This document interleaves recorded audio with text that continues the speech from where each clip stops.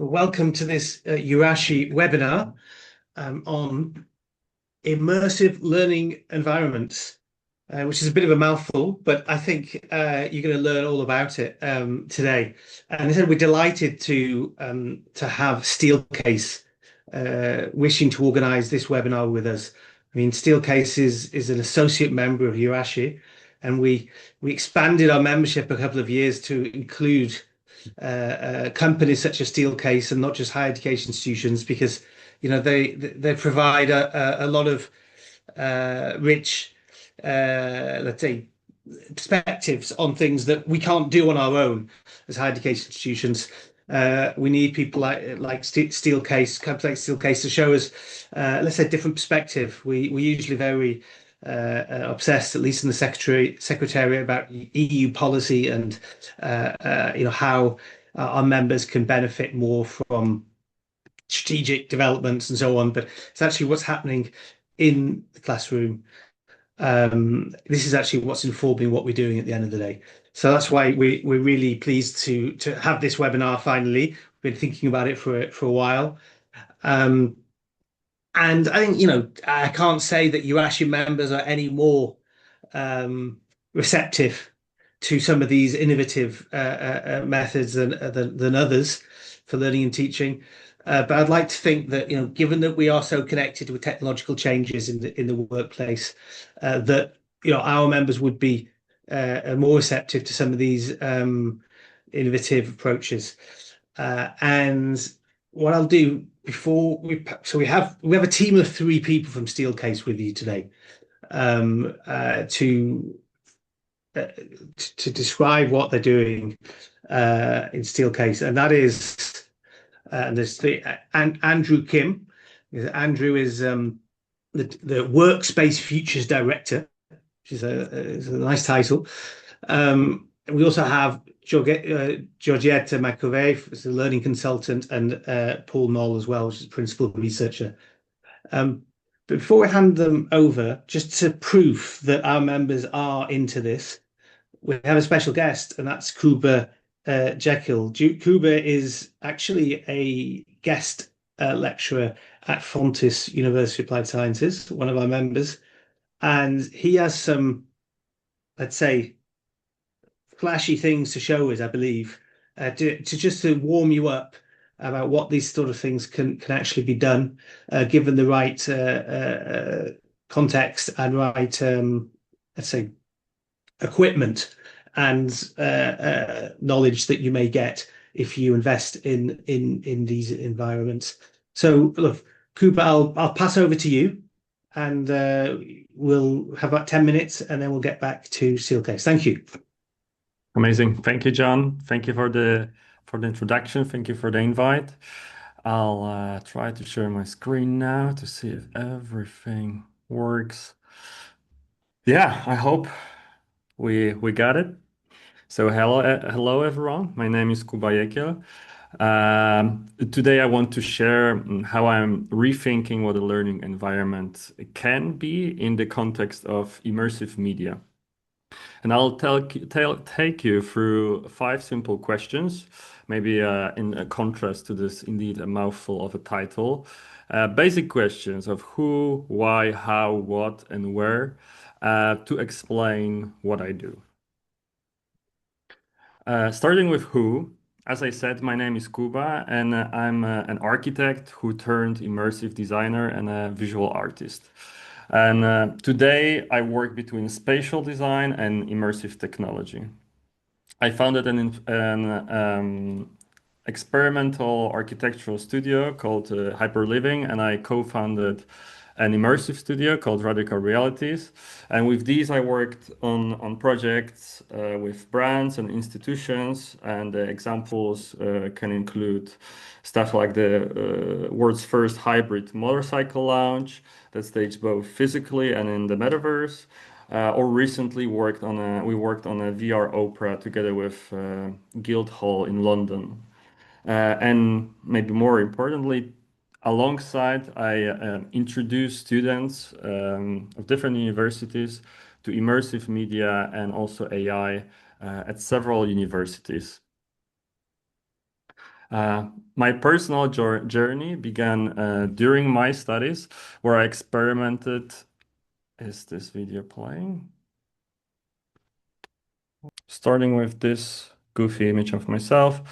This experiments also gave me opportunities to step out of my typical architectural field and visit places like the recent Meta Connect conference, where I could firsthand really see, test, but also learn how to build for the newest devices, which is always a great opportunity both for myself, but also for my students that can be there really early to learn about this new innovation.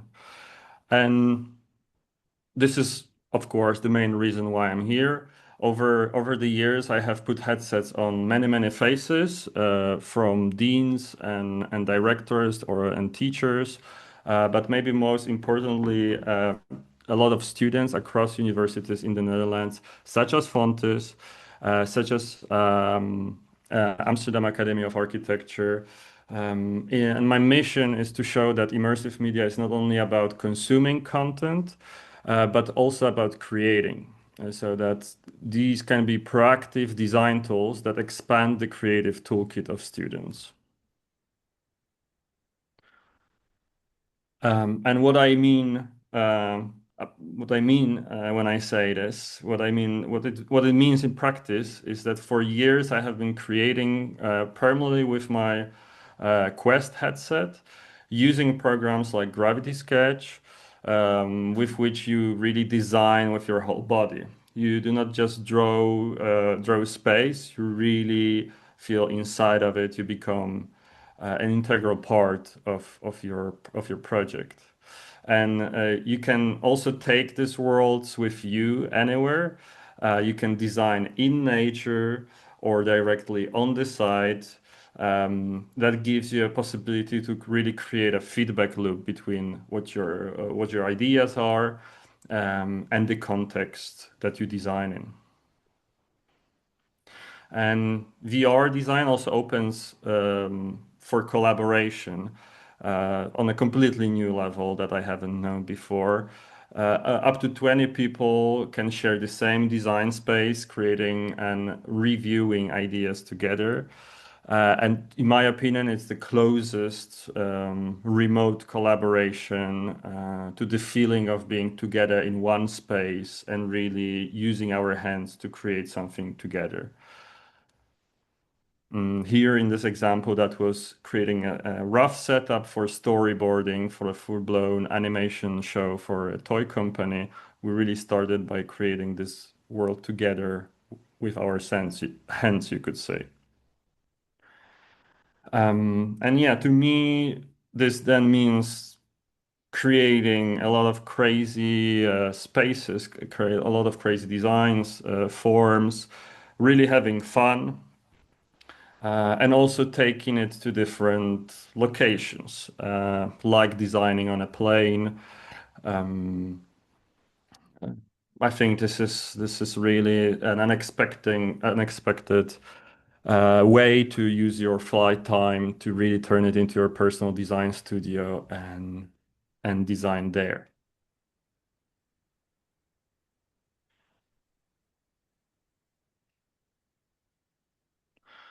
Um, and this enthusiasm towards VR design, immersive design, is something I consistently share through teaching at Fontes.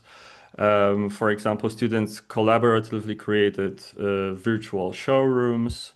Some of the examples you can see there, and them playing with it on the side.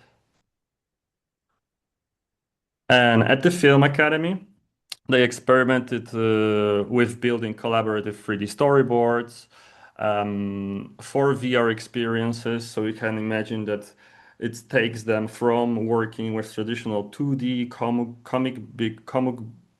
comic book like style storyboards into really stepping into their imagination and really together walking through an idea they have individually. or at the Academy of Architecture in Amsterdam that allowed students really to free their form finding and really have fun with the shapes that they're working with, making them much more organic, much more playful, mostly thanks to the tools that usually they're limited by. And of course, there's much more I could share. There's another project at Fontes called Virtual Creative Hubs and also at the Academy of Architecture. We don't have time for all of this today, but we've been doing a lot of experimentation of basically moving from 2D flat understanding of design tools to really 3D that we're immersed in. And currently, I'm mentoring a graduation student at the academy who built her entire project around redefining our relationship with nature and space using VR. And I'm also working with a group of master students exploring the future of immersive technology and AI in society and urban development, asking how it can bring us closer to nature instead of isolating us from each other. And what I hope you have noticed is how immersive tools change our relationship with the classroom itself. So students naturally start looking for ways to move, sit, engage with the learning environment that working with immersive media enables. And that is something that doesn't come easy with a traditional setup. That's why I think we can argue that there is an important step to be taken, challenging the status quo traditional flat surfaces space organization, the traditional boring seated mouse and keyboard setup, the fixed place, into something that matches the tools, the possibilities that are coming with the immersive media.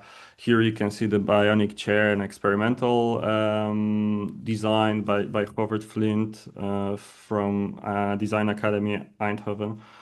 But this is something that still a few years ago was a complete science fiction. We're talking about sensor monitoring, people being something completely crazy. Minority Report, we know the working just with gestures and empty space with projected screens. Now it really becomes reality. Now it becomes reality for also the classrooms. Students are really redefining how they can work in design industry, have fun with it also more than just clicking a few buttons. So I hope this is where we're heading. Using our body more and having spaces that really reflect 2025 and on instead of early 2000s, late 90s, at least in my opinion. And that's all from me. If anything that I shared resonates with you, please connect. Let's stay in touch. I'm always open to collaborations, either with schools or private companies, brands. There's so much fun we can explore, so much fun we can help that actually helps people to work in a more healthy way. So that's all from me. Thank you so much. Sorry for the technical difficulties. I'll work on that definitely. And I give the word, I think, back to John. Yes, but back to me just very briefly, because as I said, we're going to pass over to Steelcase now.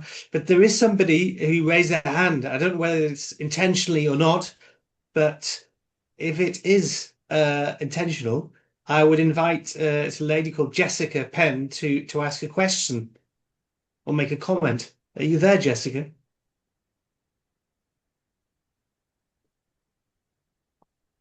Maybe she was just meant to bash my bad technical Well, skill. yes. Yeah, yeah. I think it may not be that she would like to say something. But anyway, Jessica, you are very welcome to either now or following the next presentation. So just keep that in mind.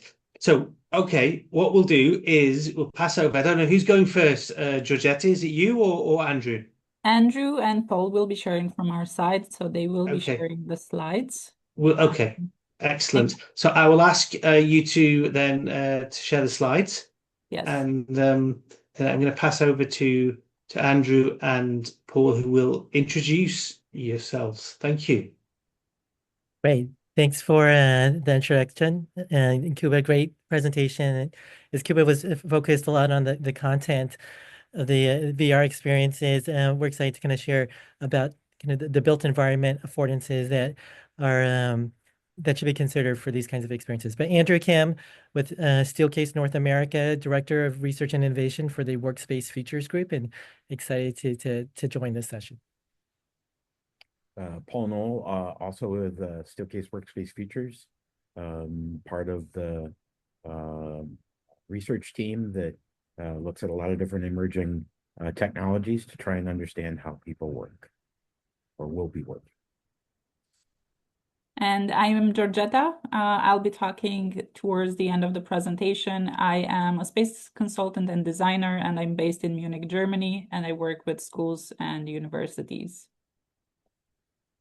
Great. So we wanted to share a bit about the research and some of the considerations for the built environment. And so for our exploration, the question we were asking ourselves was, how might we reimagine learning environments, so the built environment, to support immersive learning experiences?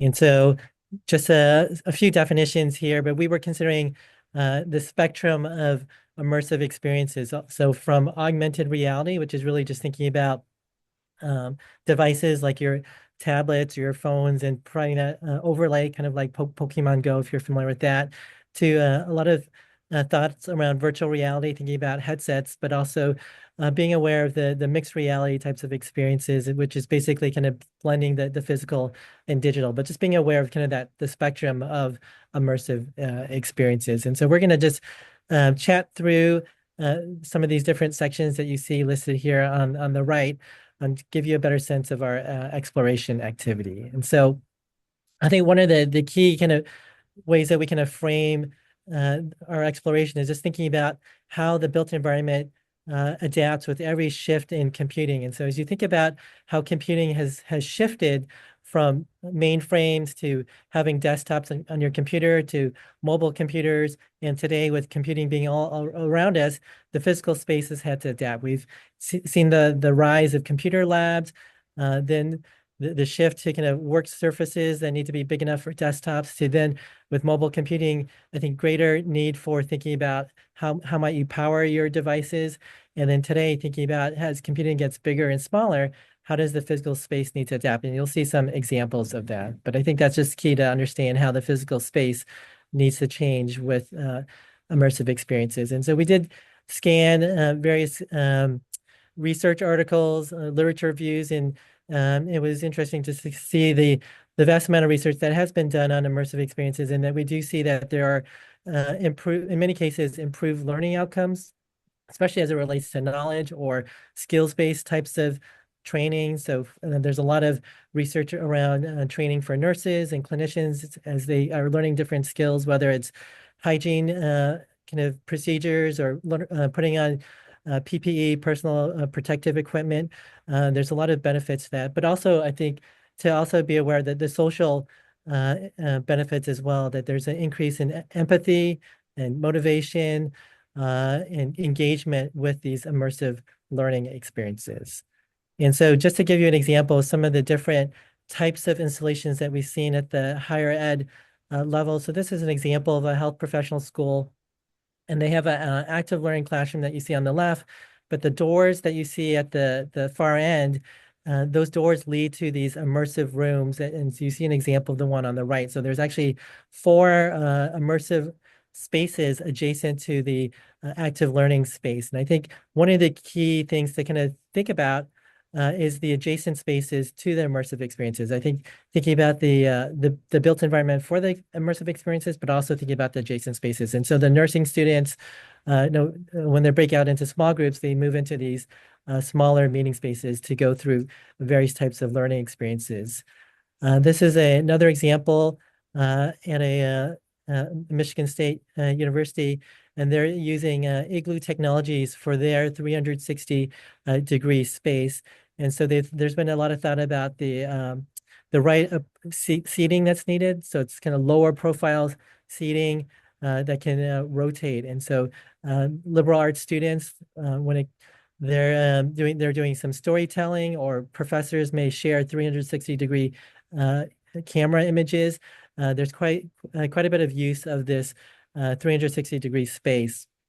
But similar to the previous example that I had shown, there was a lot of thought about the adjacent spaces. And so there is a classroom space, there's a multi-purpose flex space as well, adjacent to this 360 degree immersive room. There's also a VR space that you see on the right. So this is where students can put on the headsets and have kind of a immersive experiences with head-mounted displays. But thinking about that range of spaces, sometimes there's a need for instruction, sometimes there's a need for head-mounted display experiences, and then other times there's a need for kind of shared projected 360 degree experiences.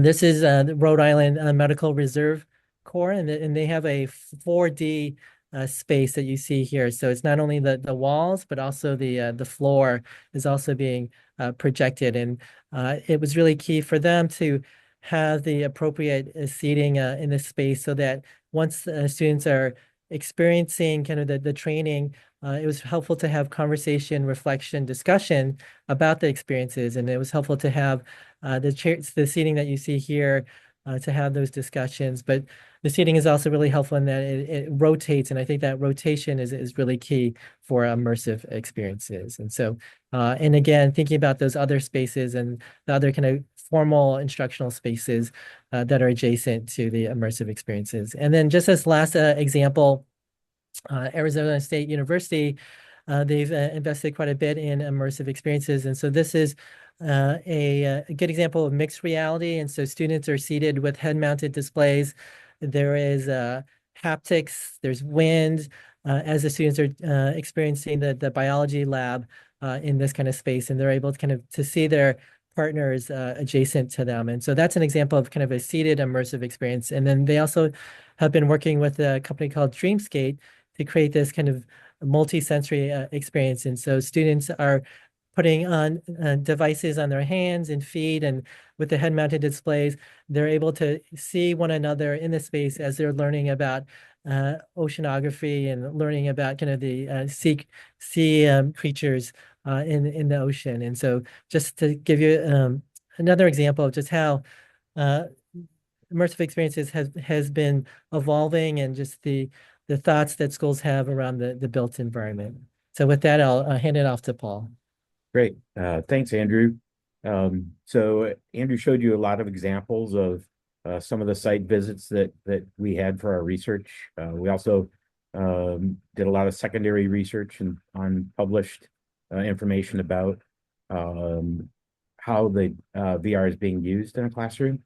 So we synthesized this research and created a Venn framework of some key learnings that we hope will be something that you can carry forward. So thinking about things like pedagogy, space, and technology implications for VR.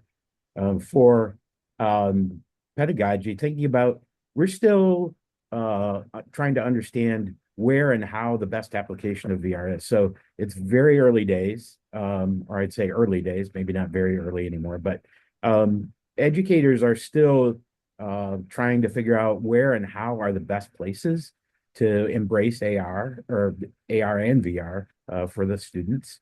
So even though the technology is advancing and there's still a lot of content creators that need to come online in order to help distribute some of the learning materials through VR.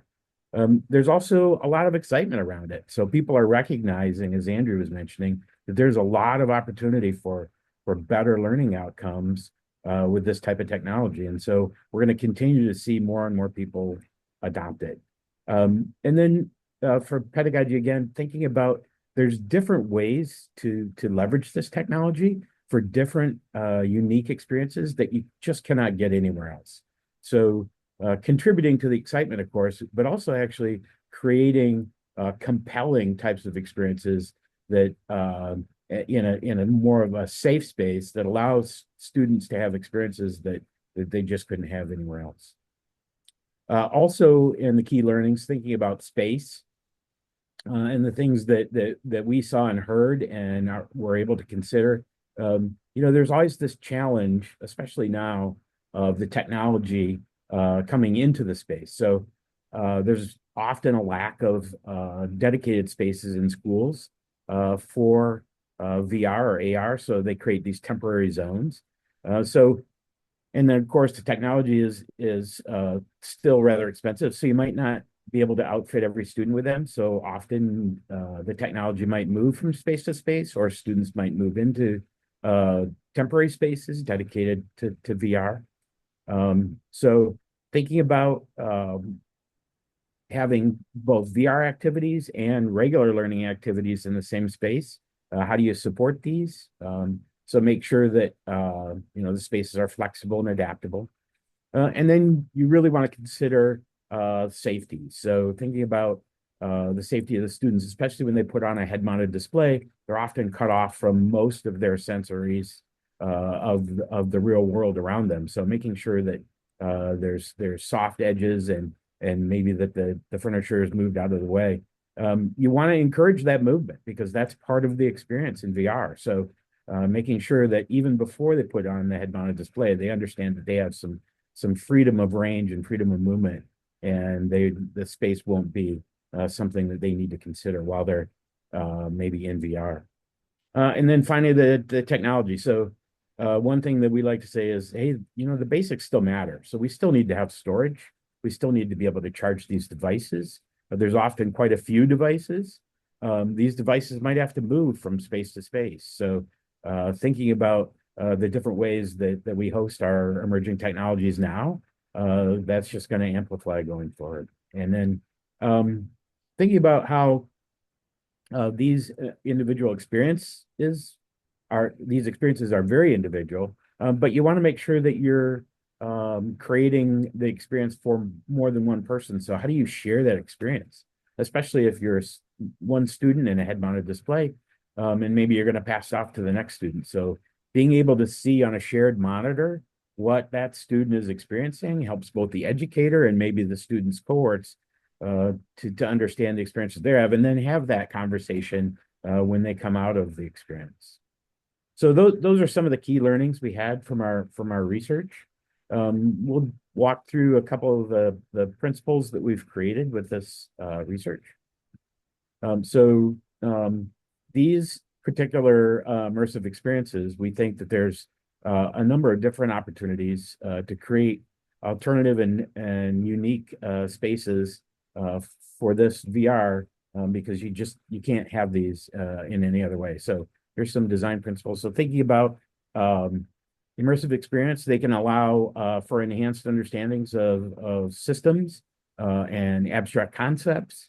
They allow learners to come into new or unique experiences, things that they couldn't do before.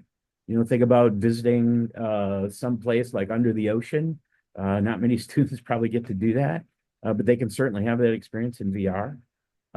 It also gives them a chance to understand something maybe from either a different perspective or from to be able to dive deeper as they start to master some topic. So thinking about some kind of interactive physics immersion where you can understand the basics, but if you really want to dive deeper into something else, the content might allow you to do that.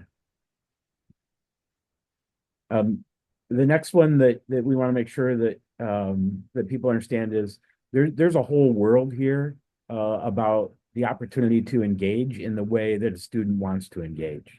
So we recognize that not every type of learning happens is the optimum for each student. So being able to engage in a way that recognizes the different learning patterns is really exciting. And then the other thing here we would say is this idea of empathy and creating situations that really promote students understanding empathy for others and empathy for situations. It's actually quite powerful, and we've seen examples of that over and over again. And as I mentioned before, thinking about efficiency and safety as well. So in any kind of situation, learners can understand these different experiences but understand them in a safe way. So Andrew showed earlier, a healthcare area where the students are able to actually go into that healthcare experience and run a simulation on the wall of a surgery taking place. Ordinarily, they wouldn't be able to do that. They can't scrub up and go and stand in the corner unless you're a medical student. So again, being able to provide those experiences, but do it in a safe and efficient way. So these are actually published online. You can go to the Steelcase website and find some of these, but these are design principles that we created for people that are creating these spaces. You also Georgeta will talk a little bit about some of the concept work that we've done, but thinking about safety and thinking about flexibility in the space, being able to move furniture out of the way when you need to. Storage and security, I talked about that. This equipment is a little expensive, so making sure that you can store it and charge it. And then finally, the collaboration aspect of it. So thinking about learning being a very social activity, and virtual learning spaces should facilitate that collaboration. So I'll hand it off to Jetta to continue and talk about some of the design considerations. Thank you, Paul. First, I would like maybe to ask the participants if they have any questions so far. I've been following the chat, but I would love to make the session very interactive and to engage with you if you have any wonders. So further, I will take an example of the concept learning studio that was developed in our headquarters in Grand Rapids, Michigan. In pure Steelcase form, the team has decided to test some of the assumptions and the learnings and insights that they observed through the trip fields and through the research to apply them on a space within our office to see how it works, to collect feedback, and to use it with a variety of users. This particular space, and you can move to the next slide, please, was a previous training space. It is approximately 140 square meters, and it supports up to 50 participants. And one of the main insights that Andrew and Paul draw from all their research and observation is that there are some specific moments and zones that need to happen within an immersive learning environment to create this experience as a valuable, insightful experience of learning. Initially, and those who are familiar with Steelcase would have probably seen this, we were talking about how learning can become successful through ensuring that students have the opportunity to go through a think moment, a make moment, and a share, not necessarily in one linear way, but rather like rotate them and play with these moments. Based on the Bloom's taxonomy, that a student requires multiple learning moments in order to cement their knowledge. What is data and information for a tutor, for a teacher? It's pure information for the student. It's not knowledge. So a student, in order to transform that information into actual knowledge and skills, they need to go through all these moments. What is different in an immersive environment is that we added the immerse and the reflect zones, as obviously the immerse is in order to immerse into a VR or AR or XR situation. But the reflect part, it's the actual moment when knowledge and the experience is actually grounded and reflected upon, and really it's the moment where students, after they were exposed to an immersive situation, they can reflect on how they feel, and they can allow for that information to sink in and for them to analyze it so that they can use it to create a solution, to create knowledge, or to come up with a point of view and be able to share back. As Andrew and Paul have shared, what we have noticed with our universities is that a VR or an immersive learning space It's usually assigned to an unused space. And in order to transform this into a frequently visited, it's actually important to think beyond purely the immersive learning, but rather how can the space be utilized in multiple moments during the day. So we have taken multiple scenarios, from workshops to trainings to conferences to meetings to even extended reality moments when the space could be cleaned up. And we realized that in order for an immersive space to be successful, the furniture needs to allow this to happen. So it needs to be flexible and mobile. It needs to have capabilities of nesting or storing, and it needs to be easy to play with. Next slide. So you can see here a rendered view of the space. This is a situation where the entire room has been designed and oriented to support instruction and share. Usually this is a learning moment that happens either at the beginning or at the end or both of a session. And it could be a layout that could be used also in conferences or events or general presentation modes. What is interesting and what I would like you to observe is the fact that all the furniture is on wheels, including the high tables in the back.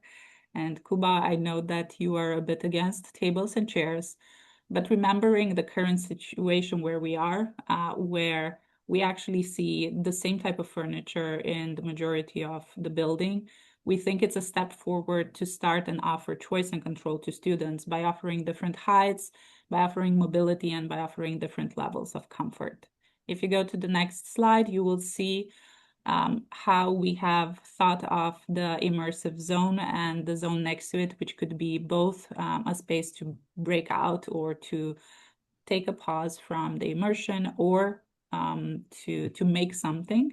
What is special about the immersion is that we didn't go just yet ballistic into incorporating a lot of expensive technology, but we wanted to be realistic and we wanted to test the typical scenario of an immersive corner that the university would have. And in this case, we were testing a corner with VR glasses, where the students or a few students would join the immersion as well as the instructor. You would have the screen on the left that would show what the person immersed in the activity is seeing. So that would be the social aspect. And then one of the important elements is how do you maintain safety in a space like this is by providing the boundaries with a soft limitation, in this case, mobile felt panels that those immersed who cannot actually see could feel without actually having a surprise. So this sort of tactile experience would provide them the comfort and also the visual privacy to feel at ease when they are using the glasses. To the next slide, you will see the corner dedicated for Make and Reflect. Again, the idea of the immersive studio was to test different assumptions and also to collect feedback, both from customers who are visiting our space, but also from internal users. And this space is dedicated for those who kind of need to slow down, consider what they have experienced, or even go back and experience it in a smaller scale, or to discuss and come up already with ideas of what that experience meant to them, how they can build on that knowledge, maybe even transform the recent experience into a prototype and share back.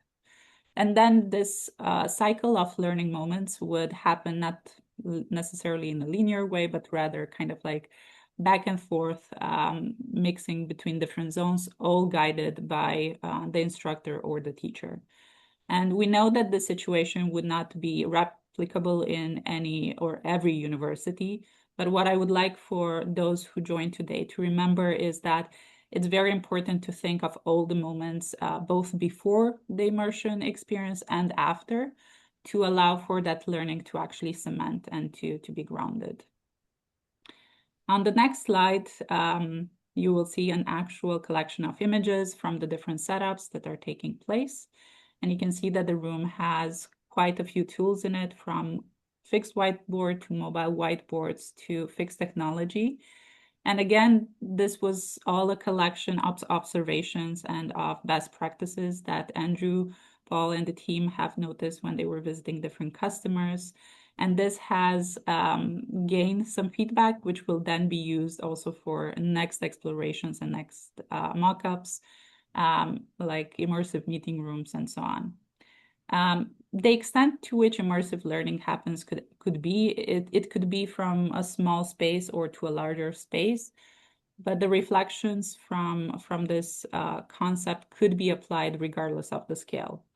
What we saw, and if you could go to the next slide, is that a few years back, when immersion was becoming quite a topic among educators, was that it was very much related to the individual experience and related to partial immersion. We do see now that this trend is growing more to incorporate groups, so larger spaces with more students where this learning could be more social. And then it also looks more at creating full immersion spaces where students and learners and teachers could actually experience a much broader and impactful learning experience using spaces like Andrew shared, like extended reality labs, either small or big. But immersion is any type of space where an individual could actually learn using technology. It could be through using the how do you call them, Kuba? The handles. Tablets or the controllers. The Yes, the controllers, yeah. controllers. Sorry, I was looking for the mute button. Or it could be a space with projected images in which maybe the display is reacting to movement and to the gestures of users. This is still an area that's being developed and experimented with. But I do think, and I do echo what Kuba was saying, that it offers a lot of opportunities for students to immerse themselves and to learn in different ways. And although change is quite slow in education, and I think the past centuries have shown this, especially around the classroom environment, I do think that with small immersive learning spaces, with small pilots or small concepts, we could explore much more meaningful, deep ways of learning. And we also see that the newer generations also appreciate this type of environment. So if there are any questions, we have allowed for 10 minutes of discussion, and we would really love to engage with you and maybe to answer any wonders.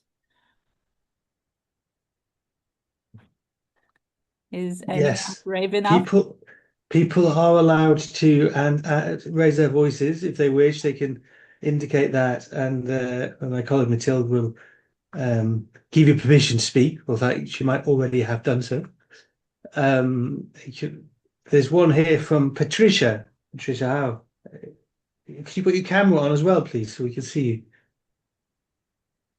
Sorry. Can you hear me now? Yes. Great, but I don't know why the camera is not working. Never mind. Yeah, well, I'm really amazed because this is really translating into pedagogical practice, into the classroom, the whole concept about the learning outcomes. We are talking about the need to transform modern education into planning and assessing the achievement of learning outcomes, but actually we haven't. I mean, the people from educational field, we actually couldn't achieve much about it. Now, with this new technology and immersive opportunities of the new technology, this is a radical change. It's amazing. I'm really fascinated with this. But I think also radical change of the role of the professor, teacher in the classroom or in the university auditorium. The whole architecture of educational buildings will change, I can imagine. And we have to, I mean, the professionals, pedagogical professionals, need to further develop this and to help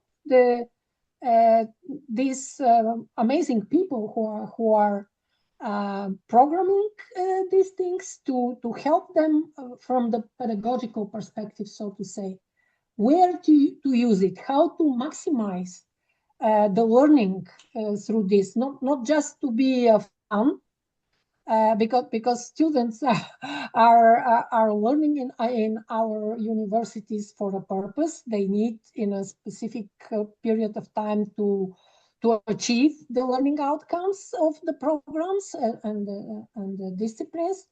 But how to maximize this, that would be, I think, a major role from now on for the educators. So I think collaborative work of both innovative researchers in companies and as well as in universities, together with the professors, full-time professors and teachers, could really do something to achieve important results, real results. So that's really congratulations, and also for the EURASHE initiative to have this event. Thank you very much. A few comments, Patricia. Is there anyone else would like to make a comment? Well, I think this is a very important thing to hear, Patricia. So thank you for this. Indeed, this is not an easy task by any means. I think there's a lot of friction always where this kind of innovation happens. We come with a lot of excitement, students often as well. But there is.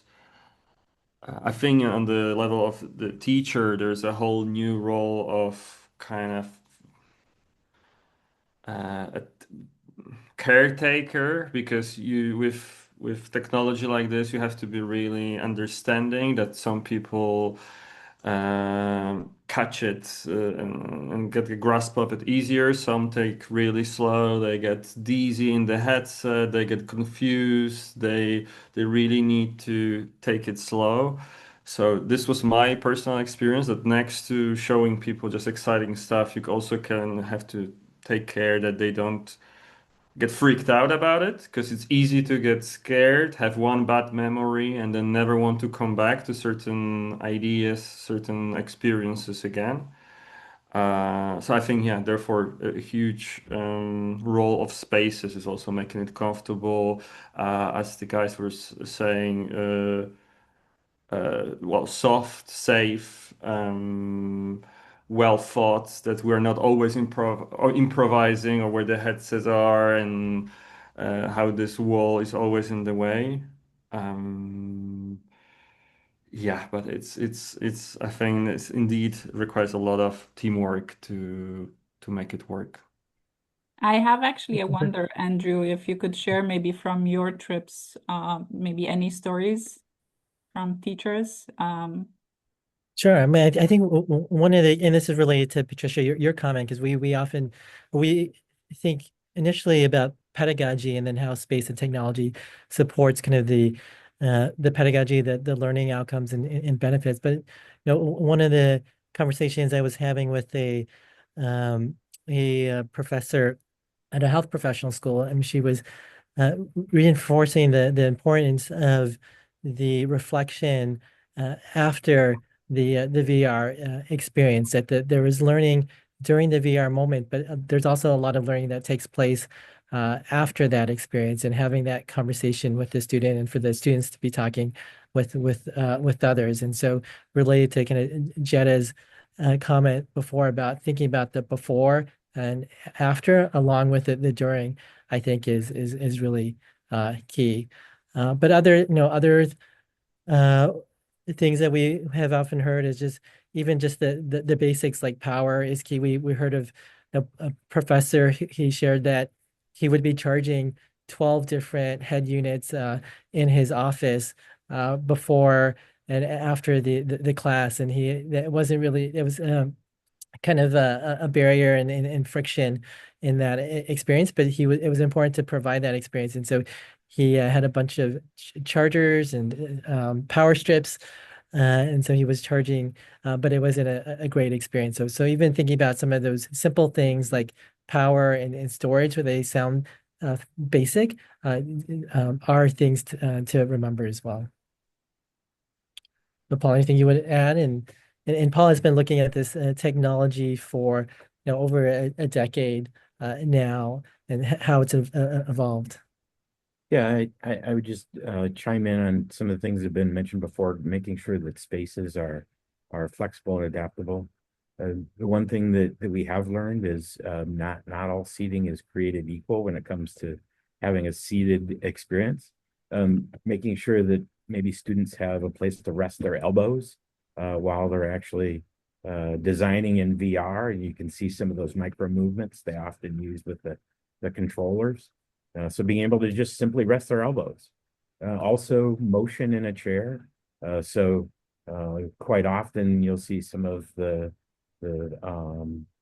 flexible furniture have just 2 casters rather than 4 or 5, which allows you to move it easily, but then set it back down. So making sure that there's some stability in the experience without, because once you're in that head-mounted display, your physical surroundings shift and change, and it's a little bit can be a little bit unnerving for some people. So again, flexible and adaptable spaces, and then dedicated spaces are a great way to start. So. Yep, and I think the example that Jetta shared too is very scalable. So it could be a single space, or it could be a series of multiple spaces as well. But I think what's key is thinking about those different mindsets, or those different phases of the learning process, and providing affordances for each. But I have a question maybe for the group, if for the attendees, if maybe in the chat, I'm just curious, are you providing immersive experiences for your students today? If you could just say yes or no, and if it's yes, maybe a few words about kind of what you're doing, that'd be great, just to kind of get a pulse check of what's being provided or not being provided. So just a simple yes or no, and if it's a yes, just a bit of a description of what you're doing.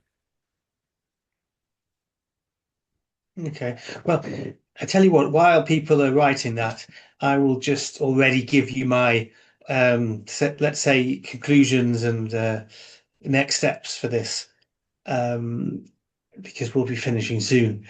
The first thing is a challenge, let's say, Steelcase and also my colleagues in the Secretariat, is I mentioned at the beginning that, would this type of spaces and technology be any different for EURASHE members as opposed to all types of universities? And obviously we're always thinking about that. We're representing University of Applied Sciences and similar institutions that we like to think are most innovative, but also linked to the world of work. So how would, could we do some sort of let's say written piece about these immersive learning experiences in professional higher education, and sort of how that prepares people for their jobs afterwards in a range of professions? This could be quite interesting, I think. So that's the challenge. And then on the information, I'd say, firstly, for those who are EURASHE members, we have a Connect intranet site where challenge Georgeta to maybe create a group where people could also add things there. And then the third thing is Steelcase were very kind to provide some furniture for our annual conference last year. And our annual conference next year, it's in Amsterdam. It's on research and innovation.